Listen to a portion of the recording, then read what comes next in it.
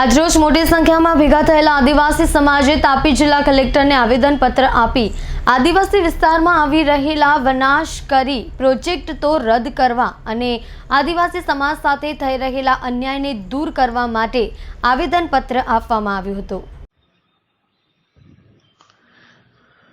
આજ રોજ આદિવાસીઓના હિતમાં ઠરાવ કરવા બાબતે આદિવાસી પંચે તાપી કલેક્ટરશ્રીને આવેદનપત્ર આપ્યું હતું।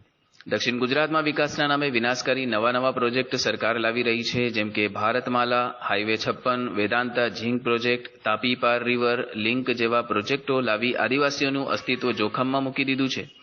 ત્યારે તાપી જિલ્લામાં હાલ 44 જેટલા ગામોમાંથી ગુડ્સ ટ્રેન પ્રોજેક્ટની કામગીરી કરી રહ્યા હોવાથી ફરી તાપી જિલ્લાના ગ્રામ્ય વિસ્તારોમાં વિરોધના વંટોળિયા ઉડી રહ્યા છે।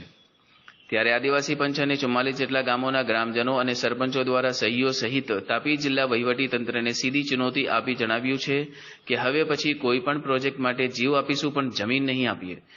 અહીંયા આદિવાસી સમાજ દ્વારા ચીમકી ઉચ્ચારવામાં આવી હતી કે જો આ પ્રોજેક્ટ તાત્કાલિક રદ ન થાય તો રસ્તાઓ પર ઉતરી કે રેલ રોકીને પણ જલદ આંદોલન કરવામાં આવશે અને આવા આદિવાસી સમાજ સાથે થઈ રહેલા વારંવારના અન્યાયને હવે સહન કરવામાં નહીં આવે। અત્યારે આવનાર 2024ની ચૂંટણીમાં પણ આ મુદ્દો હવે ખૂબ ગરમાઈ શકે છે અને ગામડાઓમાં વોટ લેવા જનાર ભાજપના નેતાઓને પણ લોકો આ સવાલ પૂછી શકે છે કે આપની સરકાર આદિવાસીઓની આ માંગણી માનશે કે કેમ। ત્યારે તેઓ શું જવાબ આપશે તે પણ જોવું રહ્યું અને ક્યાંક આવા જ મુદ્દાઓ ભાજપને ડૂબાડી ન દે એ પણ ચર્ચાનો વિષય બન્યો છે। ડોક્ટર બિંદેશ્વરી શાહ, તાપી। મારું નામ ઉર્મિલાબેન ગામિત છે। તાપી જિલ્લો આદિવાસી વિસ્તાર ધરાવતો જિલ્લો છે અને અહીંયા મોટા ભાગે લોકો પશુપાલન અને ખેતી સાથે સંકળાયેલા છે। તો જે તે થોડા સમય પહેલાંથી 2-1 વર્ષથી સરકાર દ્વારા જે તે પ્રોજેક્ટો લાવીને અહીંયા થોપી દેવામાં આવ્યા છે, તેને લઈને આજે અમે ગુડ્સ ટ્રેન જે નવો પ્રોજેક્ટ છે એ સરકાર દ્વારા અમને પૂછ્યા વગર અને ગામની પરમિશન લેયા વગર જે માપણી ચાલુ કરી દેવામાં આવી હતી એના વિરોધમાં અમે જનજાગૃતિની મિટિંગો ચાલુ કરી અને આજે કલેક્ટરશ્રીને આવેદનપત્ર આપવા માટે આવ્યા હતા। અમારે જે બહેનો છે અમે તો બહેનો આજે પશુપાલન અને ખેતી સાથે સંકળાઈને કામ કરે છે અને પોતાનું જીવન ગુજરાન કરે છે। તો જ્યારે અમારી જમીન જ છીનવી લેશે તો અમારે જે છોકરાઓ માટે જે ખર્ચ છે તે બહેનો કાથી પૂરું કરશે। એટલે બહેનોમાં ઘણો રોષ છે। આ પ્રોજેક્ટ રદ નહીં કરે તો અમે ગાંધી ચિંધ્યા માર્ગે આંદોલન કરીશું અને રેલવે રોકો આંદોલન પણ કરીશું અને હાઈવે રોકો આંદોલન પણ કરીશું। અમે અમારી એક પણ ઇંચ જમીન આપવાના નથી અને કોઈ પણ કાળે અમે અમારી જમીન આપવાના નથી અને આ સરકારને સમજ પડવી જોઈએ કે આદિવાસીઓમાં જ કેમ પ્રોજેક્ટ લાવે છે। આદિવાસીઓમાં જે તે પ્રોજેક્ટ ભારતમાલા છે, વેદાંતા છે, પાર તાપી લિંક છે, હાઈવે છે, જે તે આ પૂર્વ પટ્ટીમાં જ થોપી દેવામાં આવ્યા છે। તો અમે અંબાજીથી લઈને ઉમરગામ સુધીની જે પૂર્વ પટ્ટી છે એમાં અમે આંદોલન છેડીશું અને સરકારને જવાબ આપીશું।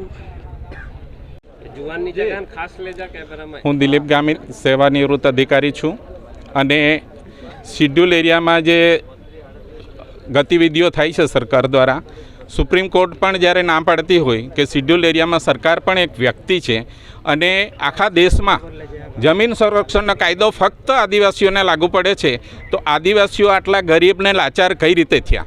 શું સરકારનું ષડયંત્ર છે કે આદિવાસીઓને લાચાર બનાવીને એ લોકોને ખતમ કરવાનું દેખાઈ રહ્યું છે? એટલા માટે અત્યારે આ વિસ્તારમાંથી ગુડ્સ ફ્રેટ કોરિડોર જઈ રહ્યો છે એનો અને અન્ય પ્રોજેક્ટો અહીંયા આવી રહ્યા છે। ઝીંક પ્રોજેક્ટ પણ હજુ MOU રદ કરવાનો કોઈ હુકમ થયો નથી। વર્ષોથી આદિવાસીઓ લડે છે, વર્ષોથી આવેદનપત્રો આપે છે પણ કોઈ ધ્યાન આપતું નથી। સ્પેશિયલ સંવિધાનમાં આદિવાસીઓને સર્વોપરી ગણીને એમના કાયદાઓ બનેલા છે। કોઈપણ કમ્યુનિટીની ભારતમાં સ્પેશિયલ કાયદા બન્યા નથી, સ્પેશિયલ આદિવાસીઓ માટે કાયદા બન્યા છે। તો એ કાયદા અહીંયા જે સરકારી તંત્ર છે એ પાળે છે ખરું? જો સરકારી તંત્ર પાળતું હોય તો આદિવાસીઓ લૂંટાય નહીં અને આદિવાસીઓ લાચાર ના બને। ફક્ત આદિવાસીઓને લાચાર બનાવવાનું ષડયંત્ર છે। આ ઓફિસો ઊભી કરીને લૂંટવાના ષડયંત્ર સામે આદિવાસીઓ આજે એકજૂટ થઈને અહીંયા આવેદનપત્ર આપવા આવ્યા છે।